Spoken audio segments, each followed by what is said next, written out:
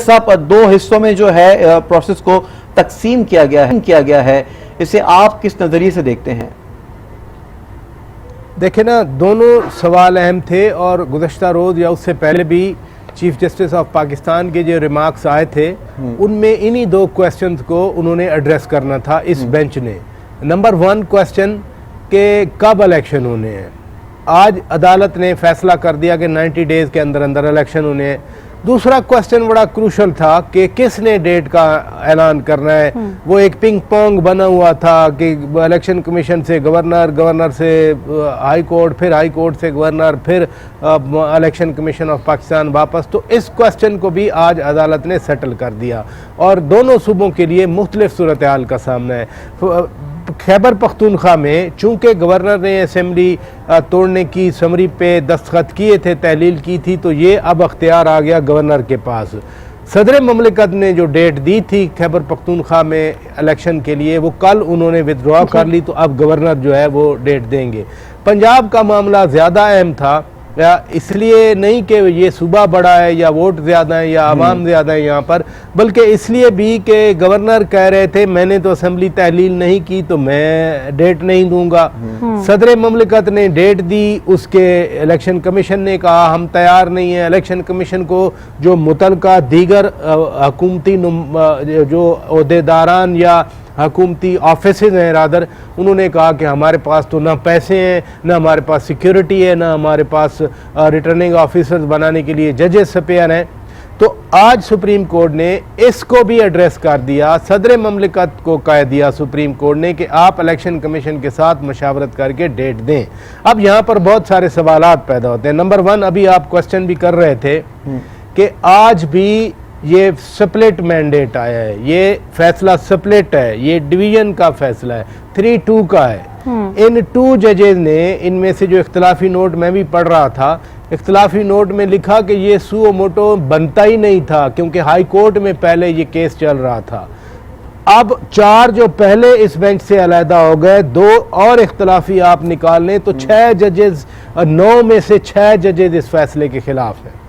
और इसलिए मैं खिलाफ कह रहा हूं कि 2 जजेस जिन पर एतराज़ हुआ, एक की कॉल पकड़ी गई, एक जज के बारे में और तरह की बातें हुई, वो अलहदा हो गए।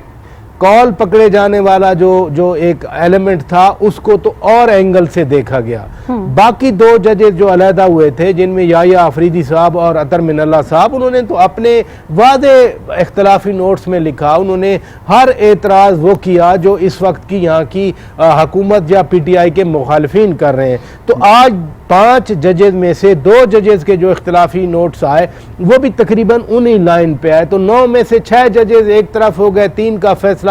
हैविंग सेड दैट चूंकि ये 5 मेंबर बेंच था, इस 5 मेंबर बेंच ने ये फैसला दिया, तो ये फैसला एप्लीकेबल होगा, ये बाइंडिंग होगा, ये हुकूमत के लिए ही नहीं इलेक्शन कमीशन के लिए भी बाइंडिंग होगा। 184(3) के तहत ये 184 क्लॉज 3 के तहत ये फैसला आया है, तो ये तो इस पर अमल करना पड़ेगा। आपको याद है पनामा वाला केस जो था, उसका फैसला जब अकामा की बुनियाद पर मियां नवाज शरीफ को उस वक्त डिसीट किया था, तो वो भी 184(3) का केस था। ज़हीर अनवर जमाली साहब जो उस वक्त चीफ जस्टिस ऑफ पाकिस्तान थे, नवंबर 2017 को उन्होंने ये सुओ मोटो नोटिस लिया था और उसके बाद फिर पटिशन भी आ गई थी इमरान खान की, शेख रशीद अहमद की, जमात इस्लामी की। तो आज भी 5 मेंबर बेंच ने ये फैसला दिया है। वो फैसला तो खैर और अक्सरियत से था, लेकिन आज ये फैसला 3-2 की डिवीजन से है और इसमें दोनों उन सवालात को एड्रेस किया गया है। हाँ, जो साइड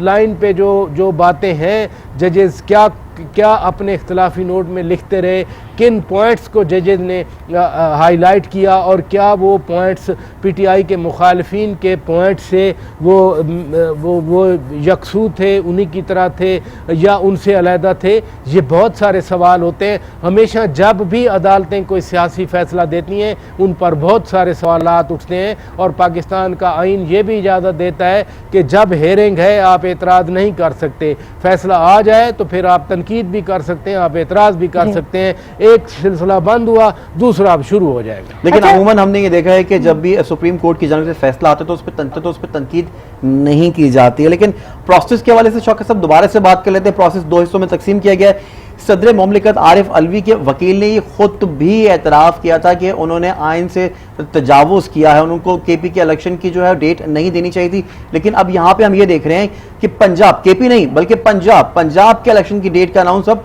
सदर मुमलिकत को करना है।